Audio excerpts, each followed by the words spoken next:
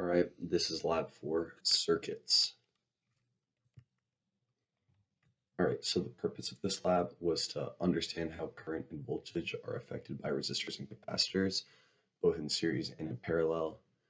Use a voltmeter and ammeter to measure the values throughout the circuit and learn just how different elements affect circuits in general. So the models and fundamental rules that we're doing, conservation of energy.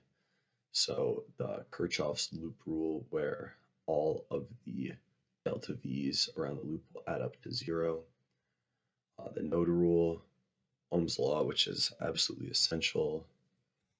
The capacitance equation, and how you add up resistance in series and parallel.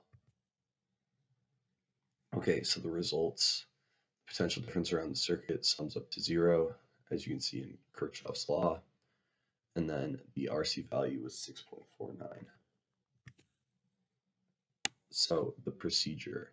So for the first part, we constructed this circuit with the 2 resistors and an ammeter on both sides. So the results, the ammeter, the first one was 0.02 amps. The second one was also 0.02 amps, just like theory would suggest in series circuits. And when we replaced the ammeters with voltmeters, it read 3 volts, and the total dV was not 0 because the circuit was incomplete. So more results. Here's a graph and a table showing the potential differences across the circuit.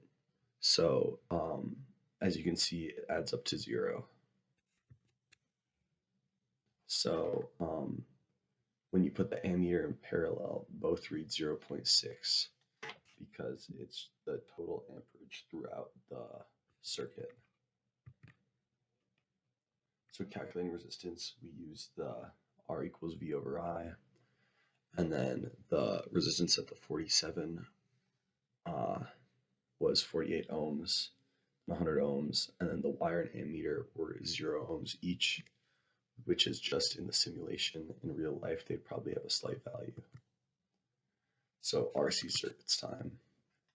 So we created this RC circuit where we wire in a battery, wait for the capacitor to charge, and then remove the battery and observe what happens. So observations, when you first plug in the battery, the light gets brighter and then dims a little bit. And then when you remove the battery, the light bulb slowly dims down to 0 because the current is going down to 0, and eventually there is no current in the system because the charge plates have reached equilibrium. So the times to discharge, we predicted that the 20 ohm resistor would discharge the battery in about half the time, which was observed, as you can see in the graph, approximately.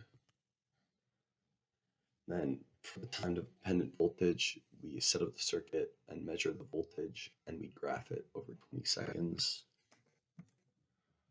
The results from this, we got the slope of negative 0.154, as we expect because it's slowly dwindling down. And then calculating the RC, we use just RC as the negative inverse of the slope.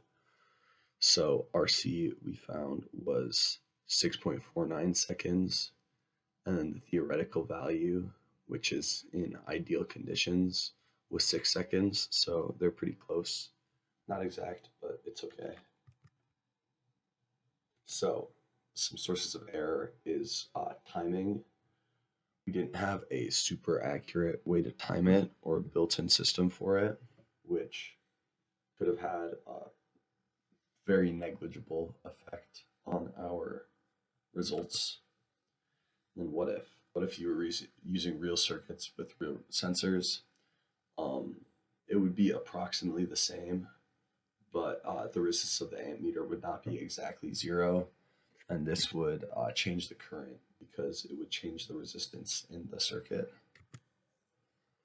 And then what if the lab was done in real life, but there was no resistance in the capacitor in the circuit. So the capacitor would be infinitely charged by the battery, um, but this is not possible because everything has resistance. And also, the battery would probably explode. I don't know, probably guess. And then